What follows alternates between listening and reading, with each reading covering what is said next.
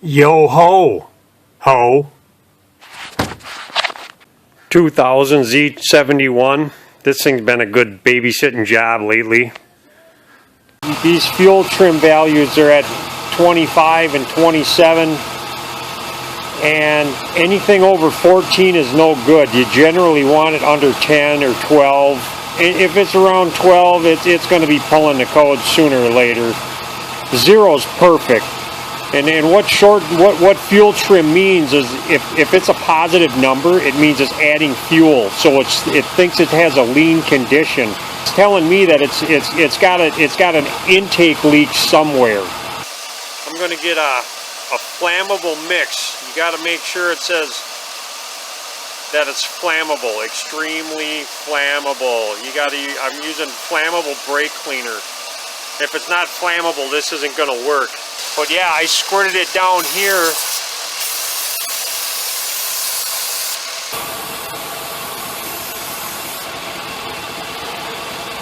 And if you look, you give it a minute and see that fuel trim's dropping out.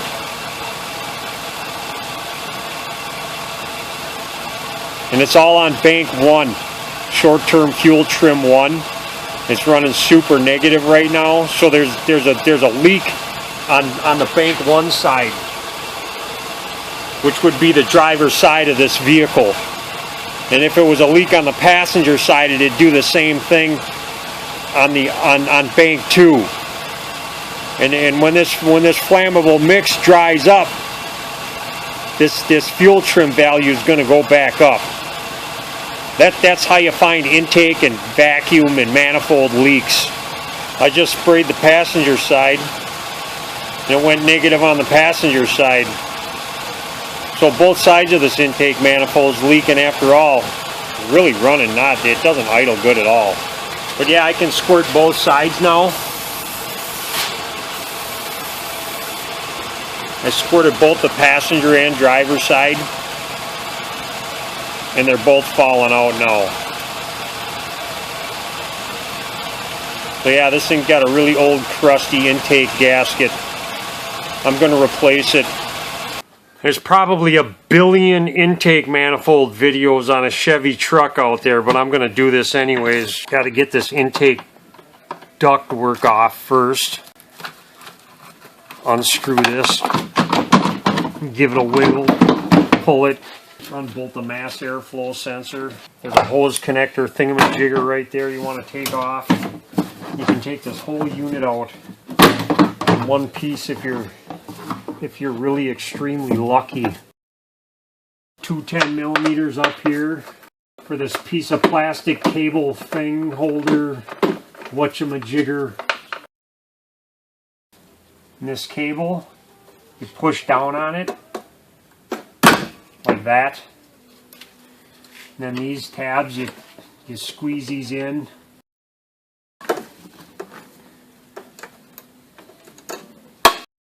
Stuff that out of the way.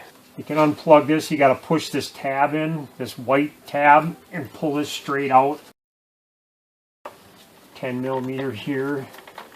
The mice have been living in this thing, so I'm probably gonna suck all this junk out of here with a shop vac. I see mice living over there too, and mice living in there. So I'm gonna suck all this out. I gotta get these fuel injectors off next. There's little gray tabs.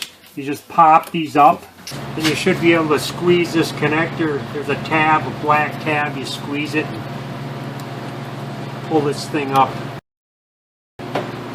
Yeah. Sticky little sucker. This connector kind of came apart on me a little bit. Some of these connectors, man, they can be a real big pain in the... I'm going to get the fuel lines off next. I got one of these tools. There's a few different tools you can use for the same thing. Get this PCV hose out of the way. Got a couple little Jesus clips that take off here. They snap off the back. Obviously, there's two different sizes. The big one's for the big hose. You just stick this thing in here and spit gas all over your face. You'll get gas all over the damn place when you do this. It's a good idea too to loosen up your gas cap, because if there's any pressure in the tank, it'll relieve the pressure and it won't free flow out of here. Perhaps I can give you a better view of the junk. Stick this in here like this and pull on it. Wiggle and pull. There's little tabs in here, these 4 little tabs. You got to push them around this flare. That's what this is for. Now there's 4 8mm bolts for this fuel rail. And then you just want to lightly, carefully pry up on this fuel rail and try to get these injectors out. Just go a little at a time here and there. This vacuum line's going to be in my way too. I'm just going to turn that out of the way a little bit, like that. This fuel rail should come out of here. Squirrel this out.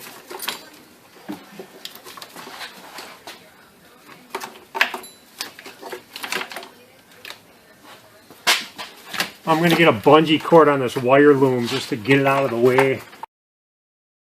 That's pretty fairly cool right there, just where it's at. I'm going to vacuum this again. There's 2 10mm bolts for this EGR valve.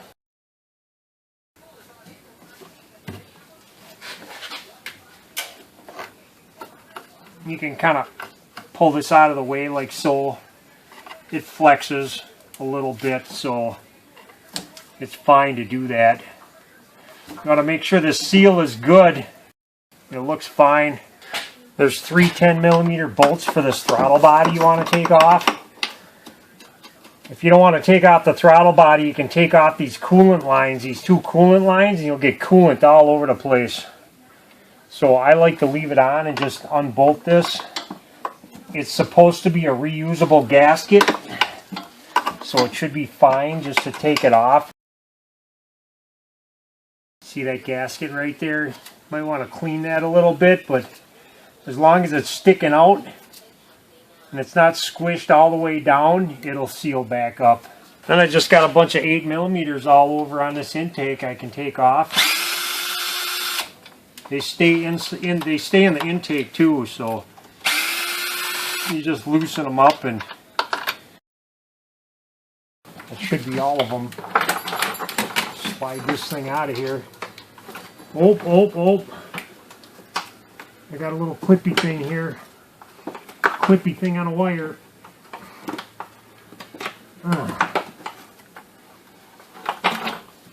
Oh, brake booster hose. Get that off too.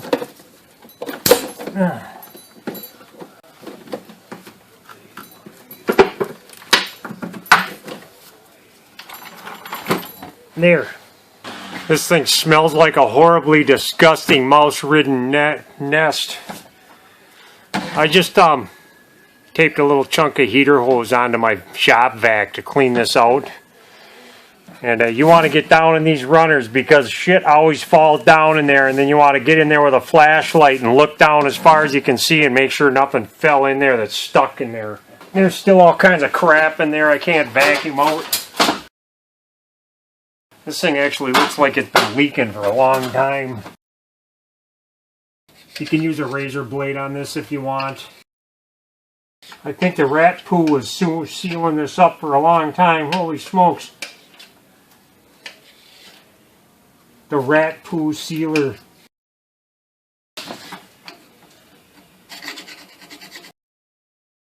I'm going to put some brake cleaner on a rag.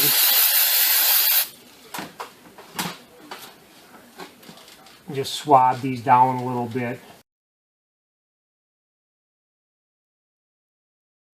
Yeah, there's nothing left of these gaskets. Holy crap. Little tabs that hold these on. Like 3 of them. See this rubber? It's gone. It's not even there anymore. No, it's in there. Oh yeah, there's rubber there. It's underneath all the rat poo. There's rubber under the rat poo. Boy, those are really crappy. I've never seen gaskets this bad on a GM. Holy crap. How long has he been running it like this? And the mouse, they ate up all this foam. So it's really not doing anything. In the back. They chewed right through it so they could live in here. Scrape what I can off of this. Now if this plastic is really soft and it starts coming apart, you got to replace the intake manifold. I got a fine draw file I cut the handle off of. You can just, don't get too carried away. I just want to just hit it just a little bit, just to make sure all the high spots are gone.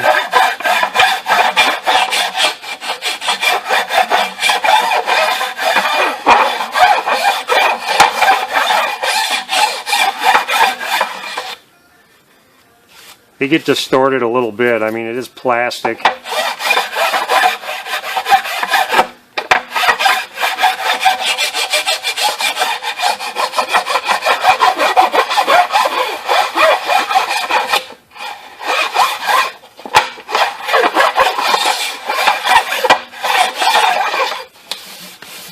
Alright, that's pretty good.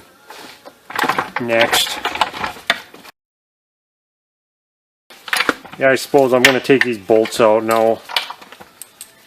They're falling out anyways.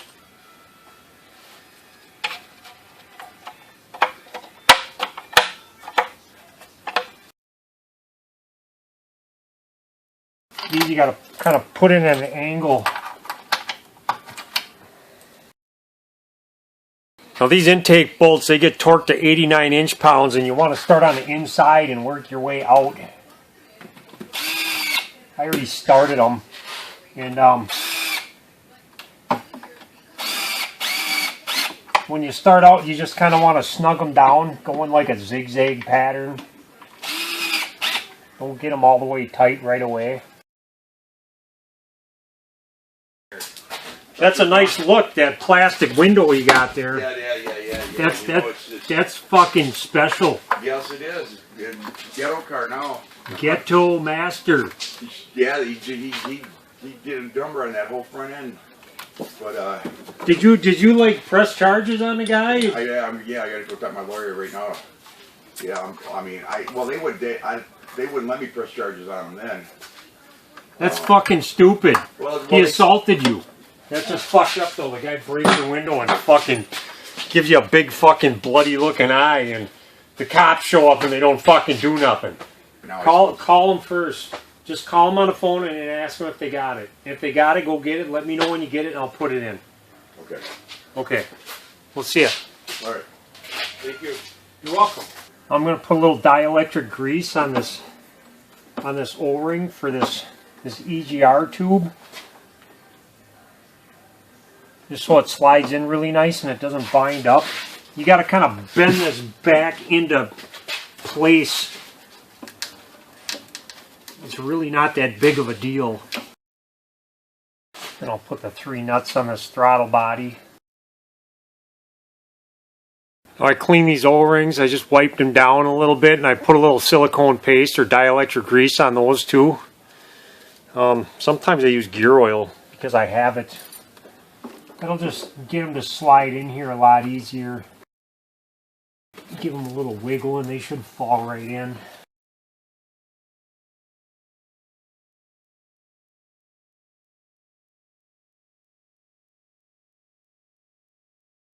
Lovely. My short-term fuel trim's at -11 and the long-term's at 25.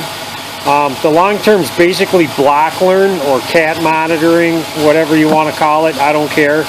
But when this thing reprograms the fuel trim, when it relearns the fuel trim, the short-term is going to go down to 0 and it's going to bring them long-term numbers down. And it's going to bring these negative numbers up closer to 0. So if I let this run long enough, I'm sure it's going to be well within my 14% or less range. It'll probably be right around 7% or something. So this is great. I could actually hose it down too with brake cleaner again and see if the short-term fuel trim drops even more than the negative numbers it has, but it's probably not going to do that. So it's good enough, even if it does have a little leak here and there. I'm going to call this a fix. Okay, bye.